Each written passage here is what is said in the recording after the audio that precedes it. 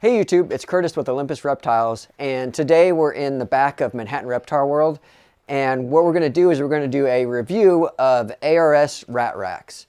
If anyone is getting into breeding, the first thing we started out with was like wooden, like homemade built racks, and then we went and invested and got into like some metal rat racks. So today we're just going to be talking about what I like, what I don't like about this, and just go with that. So the thing about these is, being the metal, they're going to be a lot more sturdier.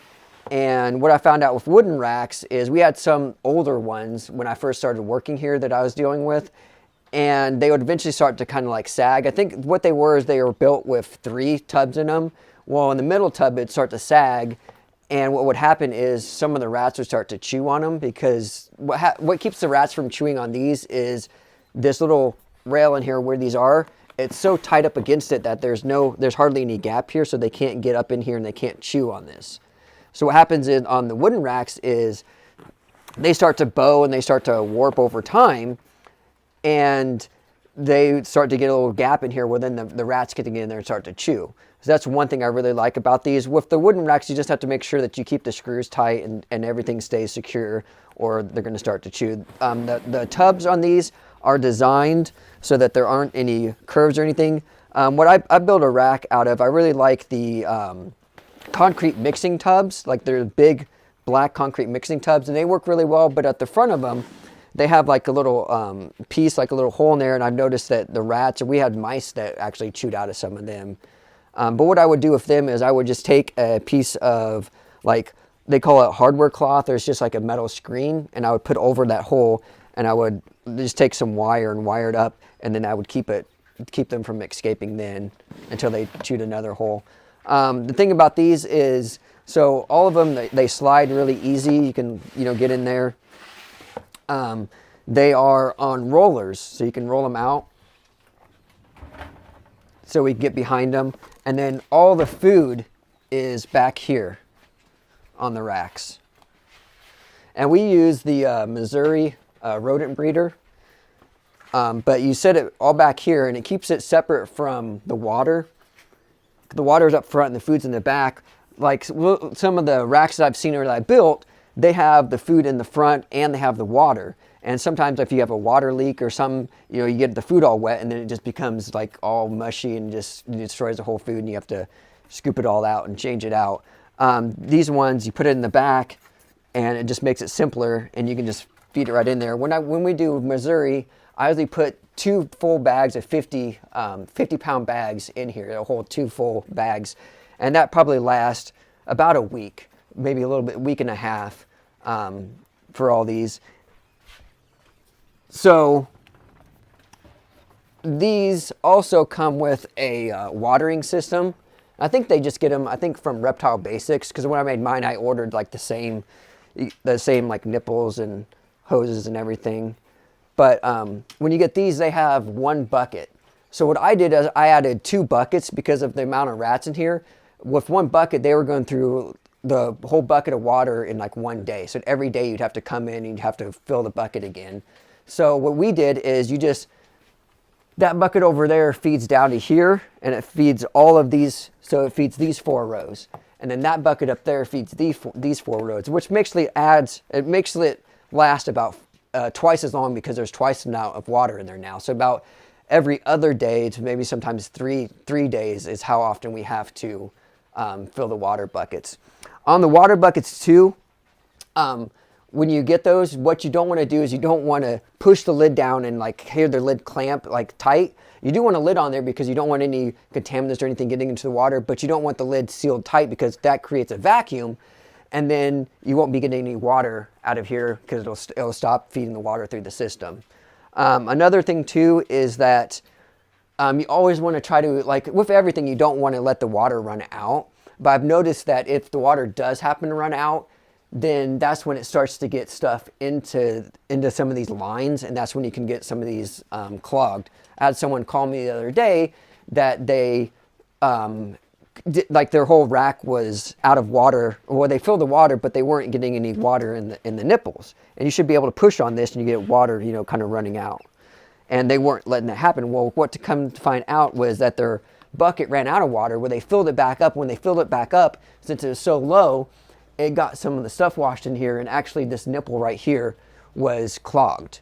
And so what I told them is on these right here, this part right here, this is the same part that comes out of that bucket. So I told her just to take this off and switch it with that one. And I think she had like an extra one of these nipples and just put in the end of there to keep that from flowing out. And that solved the problem.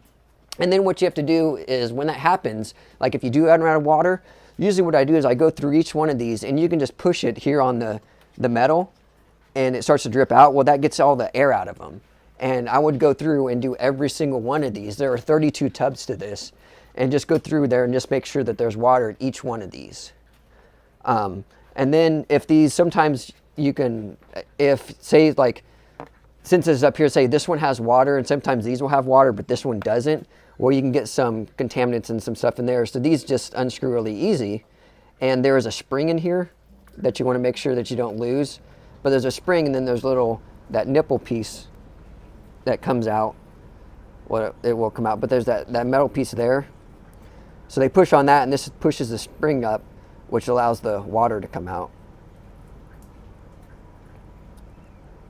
But yeah, so if you go through and you check and you know that there's not any, that these are clear, and then you can check the lines too, but then you can check the nipple and just make sure that that's not clogged up. But you know, that's the only kind of complaint is sometimes you do get a little clog on the water lines, but that product isn't even made by ARS. It's made by a different company, and they just use it. Another really popular metal rack system is Freedom Breeder. I've never used any of their rat racks.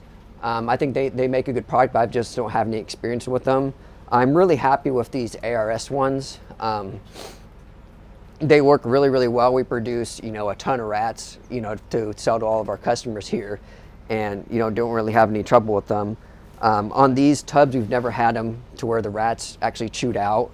The only, thing is you have to make sure that you close the tubs, because sometimes we get employees that come back here, they grab a rat real quick, like they'll get one for a pinky rat for a customer, and then they forget to close it all the way. So that's just kind of a quick overview on the ARS racks. I think they're made really, really good quality. And the thing about it is these are all separate levels. So you can actually take these and push them up. Like if you didn't want, this is how when you buy them, they come in an 8 stack. But if you want to add one, you can actually add more. Like I wouldn't, because I couldn't reach them. I can hardly reach these anyway. But you can also, if they're too tall, you can like take these off and say you just want to split them up and you want to have 4 over here or 4 over here. One of them wouldn't have wheels on it. You could always add some wheels to it. But the nice thing about them is you can stack more or less if you want to. And you can also, if they're the same depth, you can add, say if you want like a mouse rack, you can add different types of them too, as long as they're the same, like the angles would line up too. But I think that's basically it. The only thing is like over time, some of these tubs will, like when you're cleaning them all that, sometimes they get kind of roughed around and you will get cracks, and sometimes you might have to replace the tubs. I don't think, yeah, this one here, you can kind of tell over time, just overuse. Like all the gray ones are ones that we've had for years. When we bought these, they came with the white clear ones. But these ones work fine. As long as they don't get too bad to where they won't slide in there secure. Other than that, I don't think there's anything else that I've had a problem with these. Do you have any questions, Matt? Yeah, would you recommend people go home and tell their wife or girlfriend, sorry I'm late, I was busy flicking a bunch of nipples? I don't know. It depends on how much their wife trusts them, and if they know that they're into, like, I don't know, rats and not other stuff. Nope, that's all I got. Okay. Well, thank you for watching this, and I guess we'll catch you guys next time.